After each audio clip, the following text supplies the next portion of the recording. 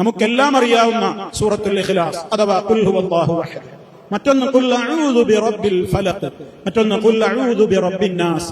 ഈ 3 സൂറത്തുകളും 5 നേര നിസ്കാരത്തിന്റെയും ശേഷം ഓരോ തവണ നമ്മൾ ചൊല്ലിയിരിക്കണം.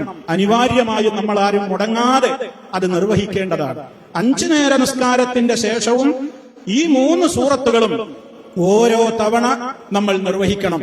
അതിന്റെ പുറമെ പ്രഭാത ദിക്റുകൾ എന്ന നിലക്കും പ്രദോഷ ദിക്റുകൾ എന്ന നിലക്കും ഈ 3 സൂറത്തുകളും 3 തവണ വീതം നമ്മൾ നിർവഹിക്കേണ്ടതുണ്ട്.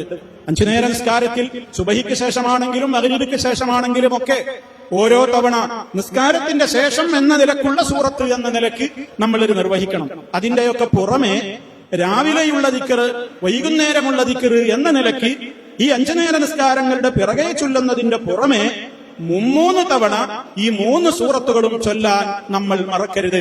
ഞാനിത് വ്യക്തമായി വേർതിരിച്ചു പറയുന്നത് ചില ആളുകളെങ്കിലും തെറ്റിദ്ധരിച്ചിട്ടുള്ളത് ഈ സൂറത്തുൽ ഇഖ്ലാസും അഅ്വദതൈനിയും അഥവാ ഖുൽ ഹുവല്ലയും അഊദു ബിറബ്ബിൽ ഫലഖും ഖുൽ അഊദു ബിറബ്ബിൻ നാസും ഒക്കെ നിസ്കാരങ്ങളുടെ പിറകെ ഓരോ തവണ ചൊല്ലണമെന്നും എന്നാൽ ഫജ്റിന്റെയും മഗ്‌രിബിന്റെയും ശേഷം ചൊല്ലുമ്പോൾ 3 തവണ ചൊല്ലണമെന്നും തെറ്റിദ്ധരിച്ചിട്ടുണ്ട്.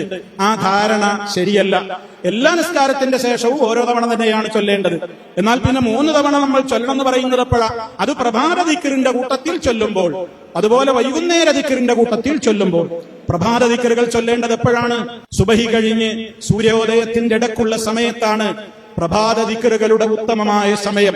ഇനി ഒരാൾക്ക് എന്തെങ്കിലും സംഗതിവശാൽ സാധിച്ചില്ലെങ്കിൽ സൂര്യോദയത്തിന്റെ ശേഷവും നിർവഹിക്കാം. വൈകുന്നേര ദിക്റുകളോ അസർ നമസ്കാരത്തിന്റെയും മഗ്‌രിബ് നമസ്കാരത്തിന്റെയും ഇടയ്ക്ക് മഗ്‌രിബിന്റെ തൊട്ട് മുമ്പുള്ള അസ്തമനത്തോടടുക്കുന്ന സമയമായാൽ ഏറ്റവും നല്ലത്. ഇനി ഒരാൾക്ക് അതിന് സാധിച്ചില്ലെങ്കിൽ മഗ്‌രിബ് നമസ്കാര ശേഷവും അയാൾക്കത് ചൊല്ലി തീർക്കാവുന്നതാണ്. എന്തായിരുന്നാലും സഹോദരങ്ങളെ, ഈ 3 അധ്യായങ്ങൾ നമ്മുടെ ജീവിതത്തിൽ നമ്മളത് പാലിക്കുമ്പോഴോ നിനക്ക് അത് മതി എന്നാണ് മുഹമ്മദ് മുസ്തഫ സല്ലല്ലാഹു അലൈഹി വസല്ലം പഠിപ്പിച്ചിട്ടുള്ളത്.